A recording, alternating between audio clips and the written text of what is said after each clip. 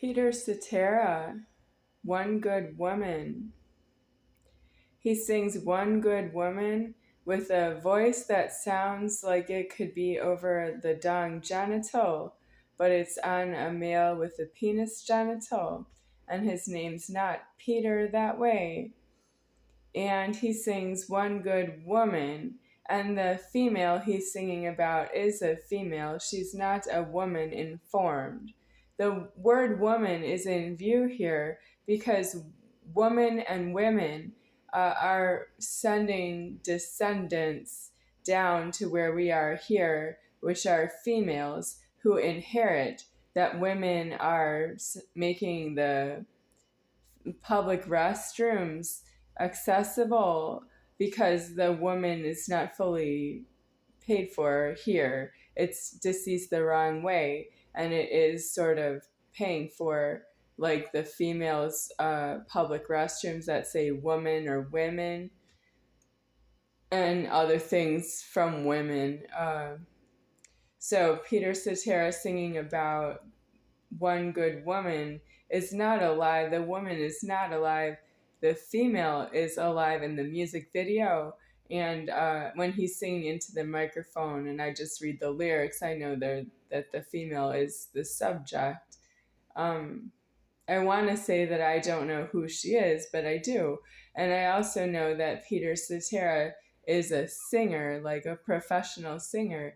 And he sings this song, which I love dearly, but he doesn't know the song the way I do. And he doesn't step away from the microphone when the lyrics go low about that it's not a woman he's singing about. And if it was a woman, the man wouldn't be singing about the woman, because a man isn't supposed to be with a woman like a couple or a pair or someone who's loving someone else. A man is something that is the motion. A woman is an unfortunate outcome of emotion, and it's not really friendly that way. It's not really formed for the challenges that a female gives a male. And it's true that a male and female sounds like man and woman, but the male and the female have a problem that's homosexually charged. The female is really formed by that the female has an amputated genital. In this case, in this world, a penis, an amputated penis forms the female. And that's really for herself being formed, and she is that with herself, to herself. And a male doesn't understand that because he has the penis. If it was a woman and a man, the man would know something about how the woman was formed because he is inadequate as a man, but he doesn't really know that she doesn't have a male genital, which would be a penis, not a dong. It would be a penis. And the penis genital is not alive here, but it has descendants remains of that it was ever formed for this world to be formed. And that's what's wrong with that we don't use the word man or men for the males that go in the males' restrooms in public. They are sort of paid for by the descent failure of man and men of previous world that had penis genitals.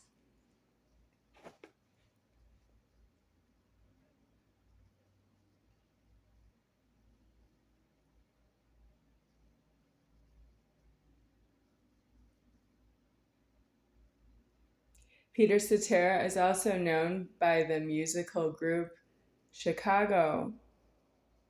He sings solo and he sings in Chicago.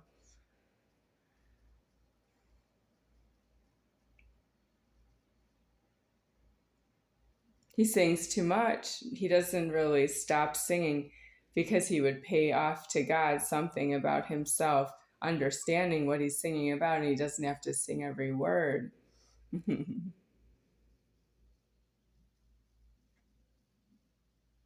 Rachel Lasky from Camp Interlaken, thank you for the Chicago tape that I got a free copy of from you. That was very nice of her. I don't know if she's counting that motion for anything for herself. She's mentally retarded, sort of, and she liked Chicago. And I just liked it because I was young when I first heard Chicago on the radio. She gave me the tape when I was about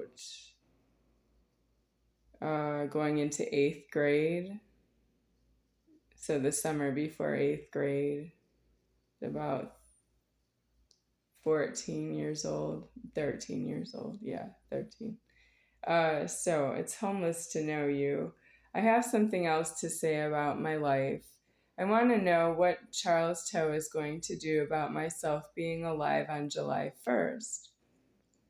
Because my soul of the superior founder is not here the way Charles Toh is here, and I'm holding alive longer than if I had died because I was making other threatening to myself. It's true that Charles Toh is always a surprise to myself because I don't know him mentally. I don't know what he's doing with himself, and I don't know what he is threatening that he's going to do to myself.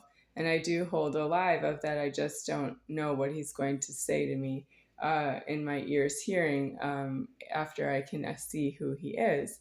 And it's true I would not live with him in that scenario. And that's true that he hostaged me all the way till the end of his life here. And then it's true he's missing from my point of view, or he's not alive, is what I heard from two people, not Charles Toh.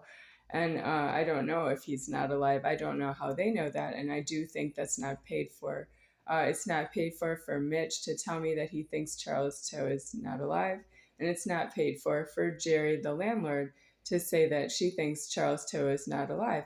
Because if that has something to do with your landlording and that he was embezzling money from myself, from my point of view, but I can't report it because I didn't make the money in the bank and then get the money out of the bank and try to spend it. And he charged me for something illegal and I paid him. I'm not in the embezzlement and that I could walk away. I didn't have out. The embezzlement was going on in Social Security Administration, and they're unbelievable because I have parents is not due either.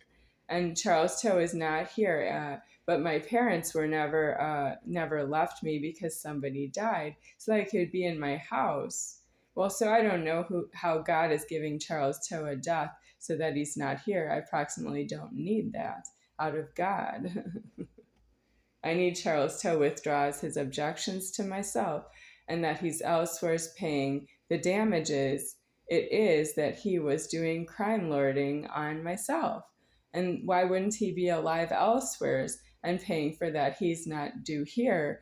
He's aware of that because doesn't he have a creator of himself that had some reason to create himself to be evil? Didn't the creator of himself need him to change? Because I don't need the creator of himself was doing crime lording and descending to as low as he goes until he's exhausted himself. That's not my question for you when you make a speech offense.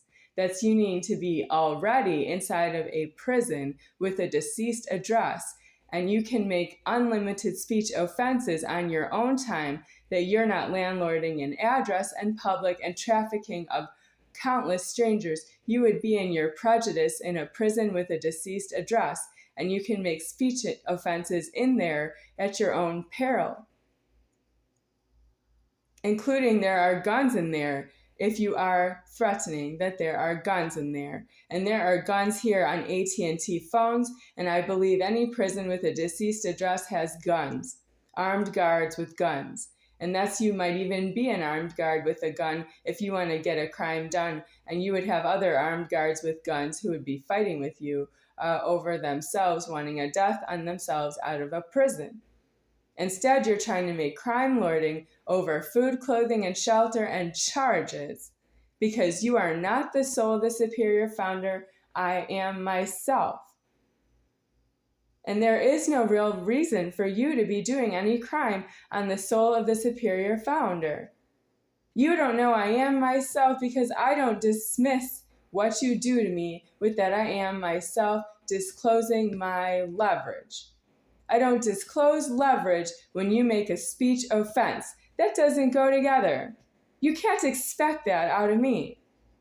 And what I saw out of you doing crime lording on myself, because why? because of your creator, and you are trying to do as much crime as possible to make it so that you don't alive in the formed world anymore, you can do that on your own time elsewhere in a prison with a deceased address, because that way you are not crime lording myself. And you are elsewhere in public, not in a prison with deceased address, making charges for food. And you need to be in a prison with a deceased address to make a charge at all. Everything about the cash register in public has to do with making a threatening if the carrier has the money. It is not that a cashier or attendant is standing in front of a cash register with a key this big that is charging you that you stole something if you don't make a payment. That is due in a prison with deceased address. If you are an attendant who charges somebody that they are making a felony if they don't make a payment, you are due in a prison with a deceased address.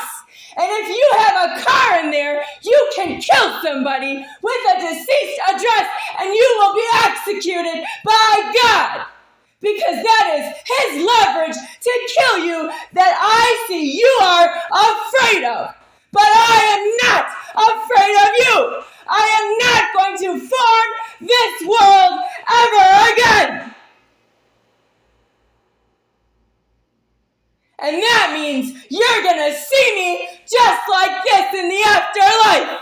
I will be angry. I'm coming with everything you said no to. All the fear about your identity crisis, that you are not myself.